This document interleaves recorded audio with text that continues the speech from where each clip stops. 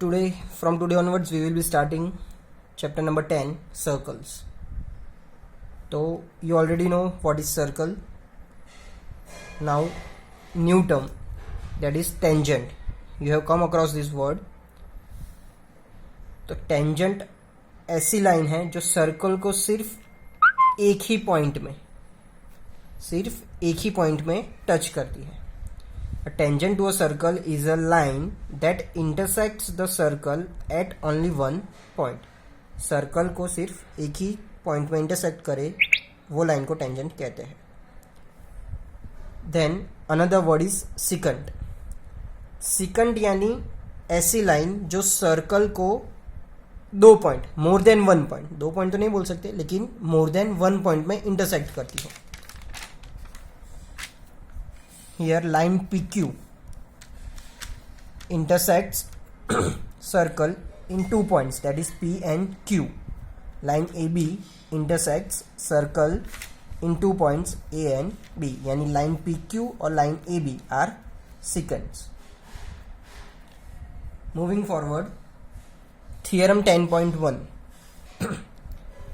Theorem 10.1 ऐसा बताता है कि the tangent at any point of a circle is perpendicular to the radius through the point of contact.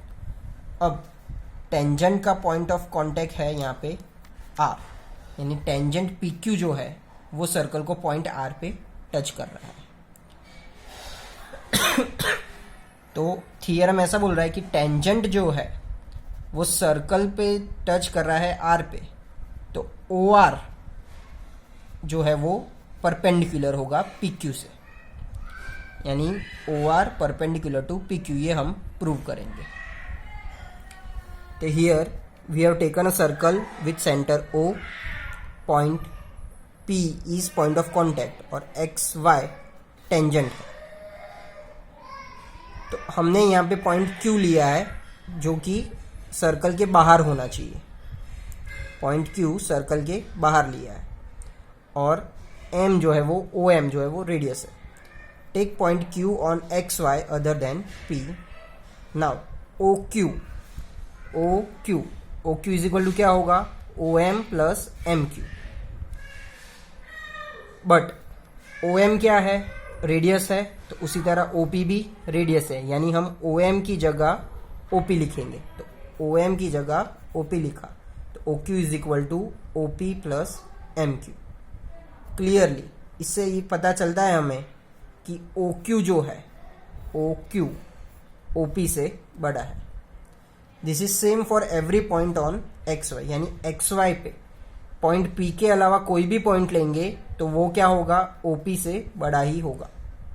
Since O P is the shortest distance, यानी इसका मतलब क्या हुआ, ओ पी जो है वो सबसे छोटा डिस्टेंस है.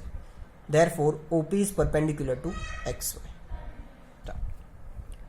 Moving forward, new topic is number of tangents from a point on a circle. यानी सर्कल पे जो पॉइंट दिया है उसमें से कितने टेंजेंट्स पास होंगे. तो उसके लिए 3 केसेस. केस 1, अगर पॉइंट जो है वो सर्कल के अंदर यानी it lies inside the circle, then no tangent can pass through it. अगर पॉइंट सर्कल के अंदर है तो कोई टेंजेंट पास नहीं हो सकता.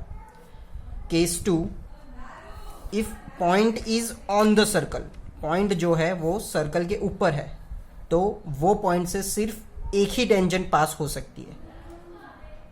Then case 3, a point is outside the circle. अगर पॉइंट आउटसाइड होता है सर्कल के, तो वो पॉइंट से मैक्सिमम 2 टेंजेंट्स ओनली, सिर्फ 2 टेंजेंट्स ही हम पास कर सकते हैं.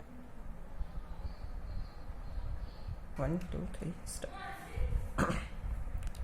Next theorem 10.2.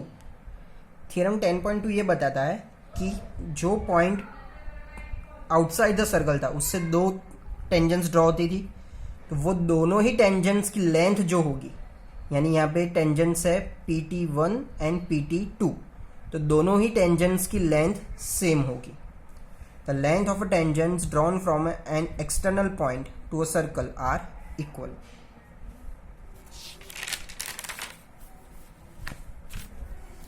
उसके लिए प्रूफ है, हमें प्रूव क्या करना है। यहाँ पे point P outside the circle है, PQ और PR दो टेंजेंट्स है, तो हमें प्रूव वही करना है कि PQ is equal to PR।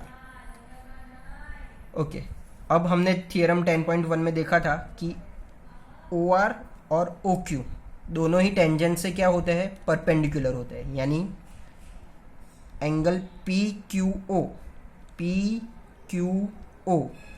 90 degree है, उसी तरह PRO वो भी 90 डिग्री है।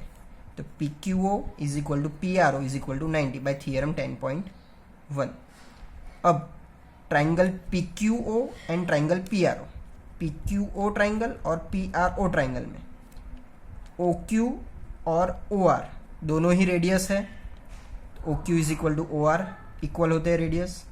देन दोनों में ही कॉमन आता है OP, तो OP is equal to OP common, and angle PQO is equal to angle PRO।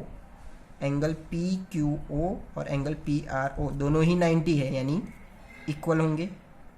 Therefore triangle PQO and triangle PRO are congruent by SAS congruency।